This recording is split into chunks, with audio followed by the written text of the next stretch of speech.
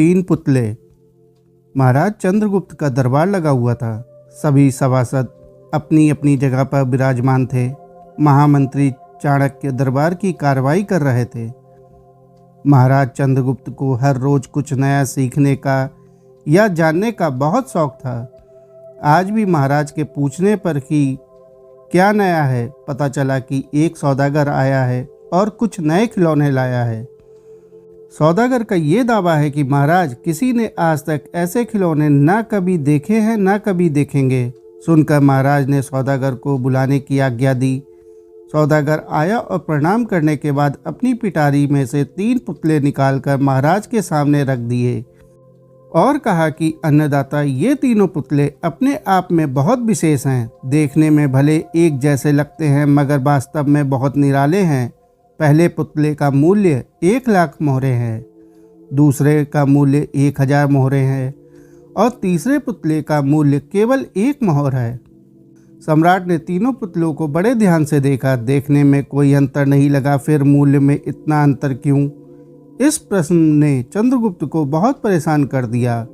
हार के उसने सभासदों को पुतले दिए और कहा कि इनमें से क्या अंतर है, मुझे बताओ। सभासदों ने तीनों पुतलों को घुमा फिरा कर सब तरफ से देखा मगर किसी को भी इस गुत्थी को सुलझाने का जवाब नहीं मिला। चंद्रगुप्त ने जब देखा कि सभी चुप हैं तो उसने वही प्रश्न अपने गुरु और महामंत्री चाणक्य से पूछा।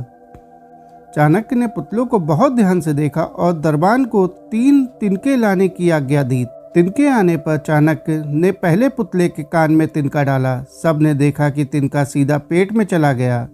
थोड़ी देर बाद पुतले के होठ हिले और फिर बंद हो गए।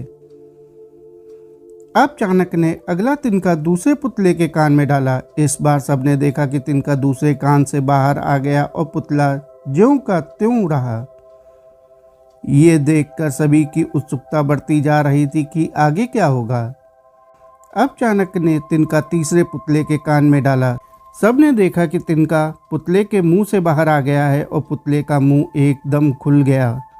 पुतला बराबर हिल रहा है, जैसे कुछ कहना चाहता हो। चंद्रगुप्त के पूछने पर कि ये सब क्या है और इन पुतलों का मूल्य अलग अलग क्यों है, चाणक्य ने उत्तर दिया, राजन, चरित्रवान सदा सुनी सुनाई बातों को अपने तक ही रखते हैं और उनकी पुष्टि करने के बाद ही अपना मुंह खोलते हैं। यही इनकी महानता है। पहले पुतले से हमें यही ज्ञान मिलता है और यही कारण है कि इस पुतले का मूल्य 1,00,000 मोहरे है।